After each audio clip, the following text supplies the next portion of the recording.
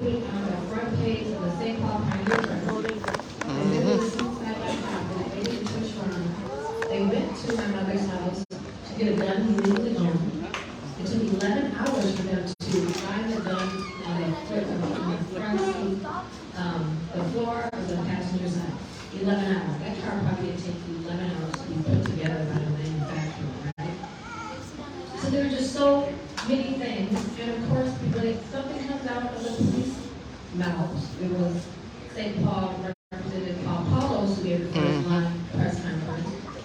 But then after that, the story changed. They said that my nephew tried to run over Officer Jeremy Doer's spicy backpack. I told you the language. They always change their stories.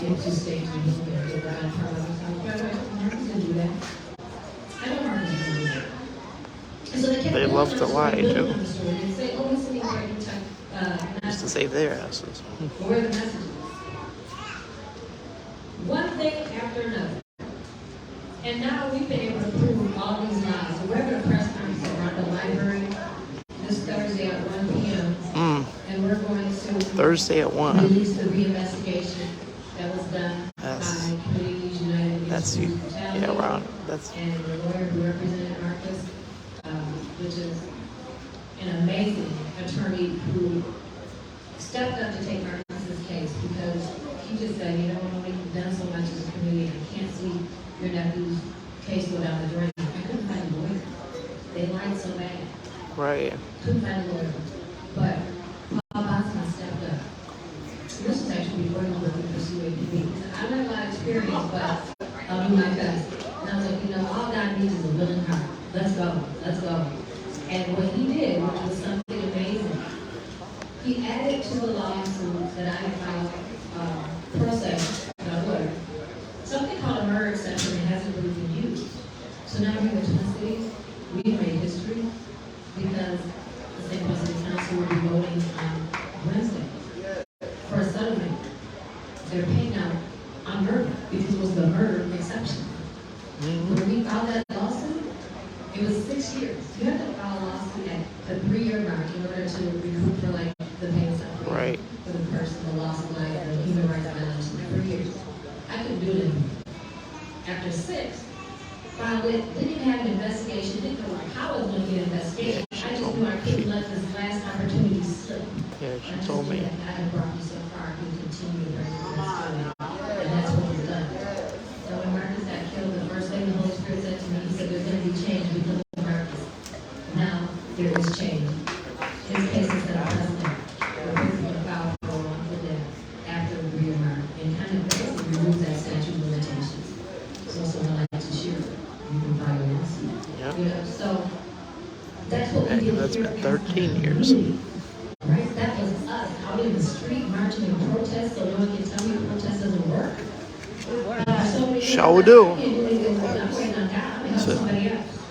I was not going to just sit at home and watch the news and say, oh my gosh, they did this. No, I'm standing up. I'm calling them out. I'm calling them names. I'm doing whatever I need to do. That's why I'll be out there.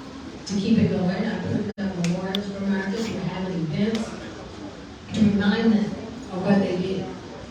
And now, what we've done here in the Twin Cities, I'm so thankful for the people here who just ignore the police lies. It seems like, it's too much.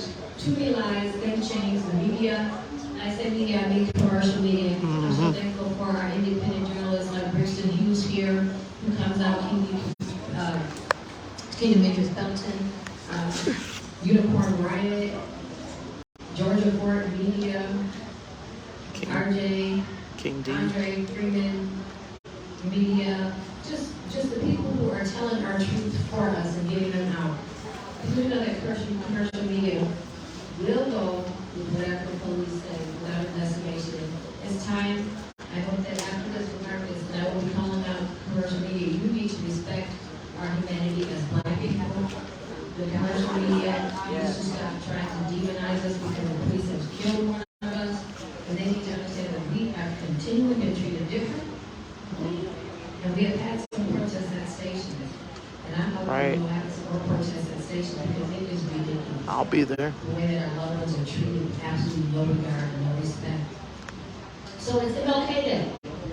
And And so MLK, Martin Luther King, he believed in protest, right? But when he was protesting, what happened? The National Guard was called out to protect them. Now the National Guard is called out against us. Right. You know, it's a different time. Spraying us with rubber bullets. Martin Luther King was fighting for civil rights, we're fighting for human rights, right? And when we're coming to the police, we have to understand that the police are so valued by the system that they have laws in place to protect them. So it's so hard to hold a police officer accountable. This qualified immunity, which we know we have, okay, the Democrats and Republicans were trying to, they're not that rid of it because they're capitalists, right? They're blacks, we have to unite as people from Africa as well. Jaylani Hussein. And that's what they want us to do. Well, I do understand, like, hey, we're ADOS. Those of us who are ADOS, America owes us a great debt, for sure. But it's also the unhoused, it's poor, it's mentally ill, people who don't have power. And that's why it's so important that we have to expose the system. We have to expose the police. We have to start talking about capitalism, how it works against us. And we have to start reaching across to other people, sometimes people who don't look like us, right? But give them a hand up. You know? I'm not LGBTQ, but a lot of times those people say, okay, I'm going to make it, I use she, her pronouns. Because I'm going to stand in solidarity with the LGBTQ community and lift them up. Because I don't have to worry about someone targeting me or looking at me because I'm a heterosexual. So I don't have to worry about that. But I don't like seeing my people being targeted LGBTQ. So I can use my position to help them lift them up. You understand? That's what we have to reach up and lift other people up. That's why, like I never heard John say that. John Thompson, you know, of course, I'm always trying to lift our people up. That's what we have to do. Trey Kern is always doing the work, trying to lift our people up. Trey Kern has done community gardens. He's done, National Night Out events. Trey Kern has done so many. Trey Kern put this event together. That's why he is the lead organizer for Black Lives Matter Minnesota. He's like, oh, we got a website. Huh? Okay, oh, we got some t-shirts and what? Well, you know, like, he just moves.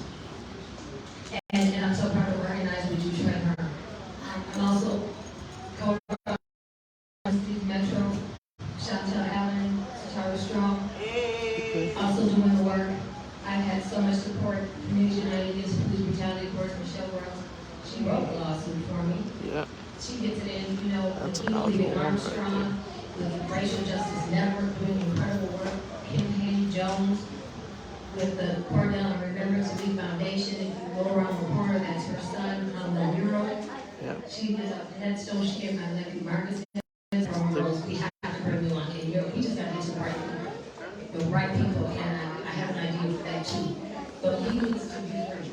I've looked over that information you sent me, and you've done a wonderful job. You've done a wonderful job putting that information stuff together. Like, this is ridiculous. But you know why that happens? It happens because we live in a racist society, in a racist state of Minnesota, where we have racists in position, and racists who are making as decisions. Deborah Watts calls it, Mississippi. And it goes more than just, oh, we have to vote. No, we have to tear the system down.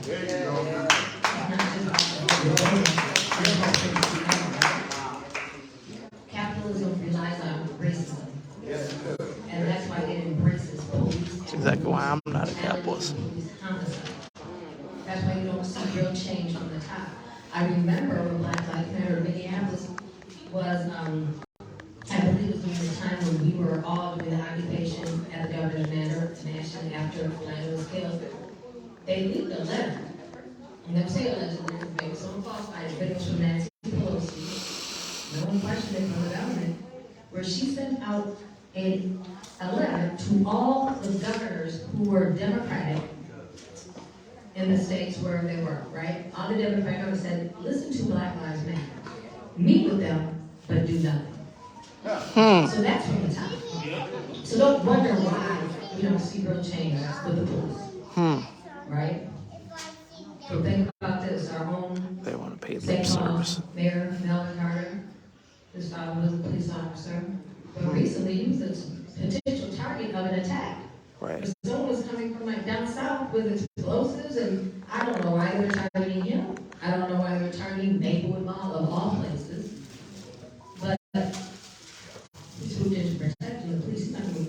That's ghetto as hell there. Okay.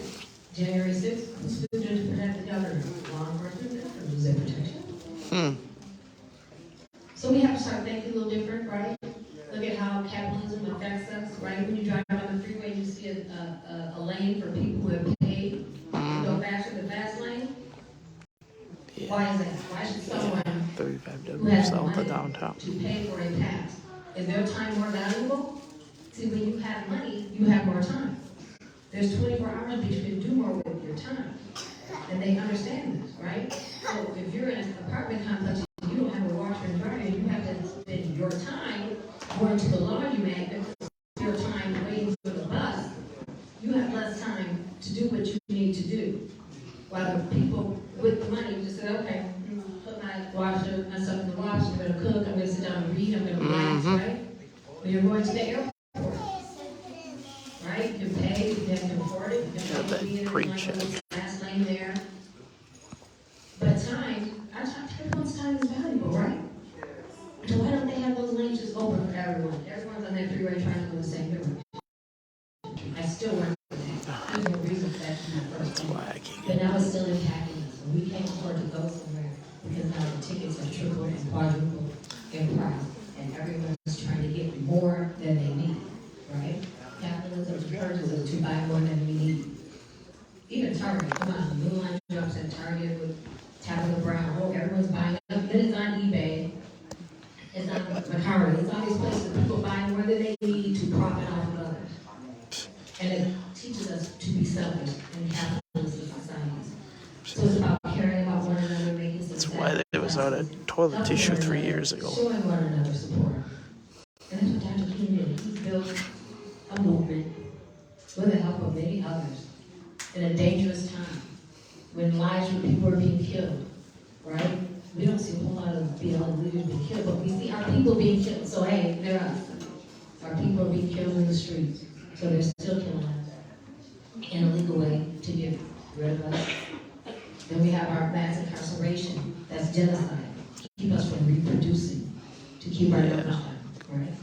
And then you get Marvin, whenever you see Deantes, large group of immigrants being brought over, they put them in the places that have my the largest cousin. black populations. There you go. Come on. Right? So we need the thumbs. Cut the check. Cut the check. And cut the check again. Again. Cut the check again.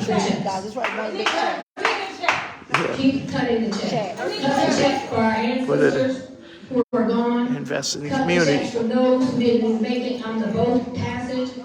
Cut the checks for those who died waiting 3 months for the ship in West Africa. Cut the check for the women who were raped and used in sex slave houses, for the little girls and little boys who were raped in the sex slave houses. Cut the checks. Cut the check. Because it was the body of our ancestors that fed the vicious appetite that the slave owners and white people had. That appetite for power and control and manipulation and sex. Cut those checks. Cut them off. We got to remind them. Because my ancestors remind me. That's why I'm going to stop fighting. I'll never stop. Thank you. Your ancestors. Your ancestors. Your ancestors. Let me know. I must fight and deserve better. We must fight. The ancestors are calling out duty from to the fight for our ground. freedom. Their blood is in the ground, but our voices are here. We have to use them. Make those so-and-sos cut those checks. All right, Jim. Thank you.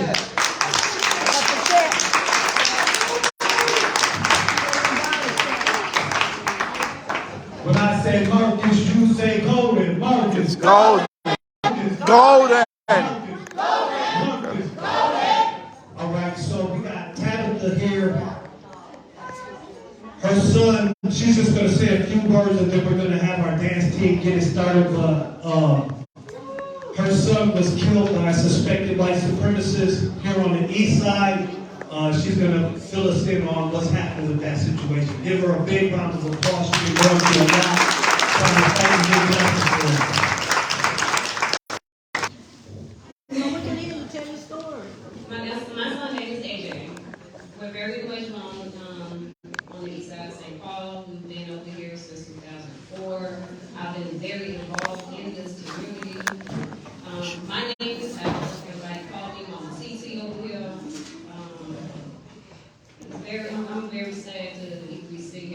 biker in front hat. of you guys and Bear have down. to say this much because I'm always used to having the more uplifting, motivating conversation that I get. My son was physically taken off this earth over a parking spot, which was he was parked in an alleyway. But this racist guy felt as though that he owned the land and felt some type of way. His exact words was, "He's happy these little niggas parking on his spot. He's happy these little niggas parking on this area." Now, if it wasn't my son, it'd have been anybody's child that would have had Right, He's in it whole would. community store right next door. A Latino store right next door. It could have been that bank that went right there. And he just enraged and got hurt, harmed by any means. A female, we have different genders that we are even going about questioning of how this man is just do not care, of how he is still out here taunting people over parking in that area. This is 7th and Climb, 1240 East 7th Street, right up the street from here. Literally. Now again, I am a mother of 6. I have always been very involved in my community. Just like the young lady was saying about her brother being senselessly charged, I fought that fight. Just like Miss Sister Tashira going through what she went through with her husband. I've been that sister that fought that fight. And I felt so bad that I went through it because I stayed right here on 7th and Hope. And it's a group of officers that everybody know over here that have no problem with pulling up on you and ain't got no problem with it. I don't care if I even say their names. This nigga white, everybody know. They just shot up my crib and I left. I left this state because I refused to allow my kids to be victimized, which I end up still being victimized because I lost my child still by the hands of the evilness in the state. I tried to fight. Coming from Chicago, I'm born to fight. That's nothing. Oh yeah, I see the Bears hat. So I'm going to always be a fighter. That's nothing. I am also a nurturer. That's giving. She So was from me the goal. knowing, me being both hands of the light and the dark, of the hand in light, I have no problem with being a leader. My only problem is I've never had no one to stand with me. I have no problem with being a piece of brick, being a piece of glass, being a piece of metal, steel, whatever material is needed. I ain't got a problem being front and center, being that material, but I need that team. Me coming to these different organizations, meetings, like Miss Sister Tashira has been steady standing on me, and Brother King Pearson, as well as my boy Trey. He said he break down and he's still been keeping up the word on my son AJ. My heart is beyond that. You already know I'm past soldier. I'm there. You say I'm there. This is not an easy fight. No matter which side of the energy you're on, whether you're a victim, whether you've been victimized, this is still not an easy fight. I've been a fighter since I was a kid, from the west side of Chicago, the east side, the south side. And I'm here in Minnesota. Oh, she from the west side. The east side, the west side, the south side, Minneapolis, I don't know. Right. I'm here. Right. So Chicago native here, so. Right. West side. Because as I was talking, the children is our future. I'm taking these shoulders Right over by our house. Not far from Austin, Massey. They're used to hearing all of that. She talk as dead because they ain't got us nowhere all the time. And my answers is as they said, another level. So if we have to get on that level, in the middle of how to get these kids to get up in it, so that we can get, because I don't have too many in my era that's willing to stand up. So I must have to go to the youth. Because I'm not going to my elders. They did enough already. It's time that they stand back and stand down. So now, my point is, like the young lady said, she had to be the youngest out of her family. Do you not know I had to stand back there in the corner and hold back some of these kids? Hearing her testimony of her life.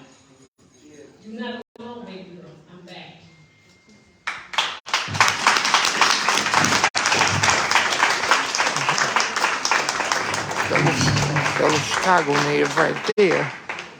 She from the west side too. So, happy MLK Day 2023. Give yourselves a big round of applause for coming out in the rain, fighting for justice for police brutality. Yeah, surprisingly it's raining here in Minnesota. Also for economic justice and for reparations for the American descendants of chattel slavery. MLK was fighting for civil rights and jobs and freedom.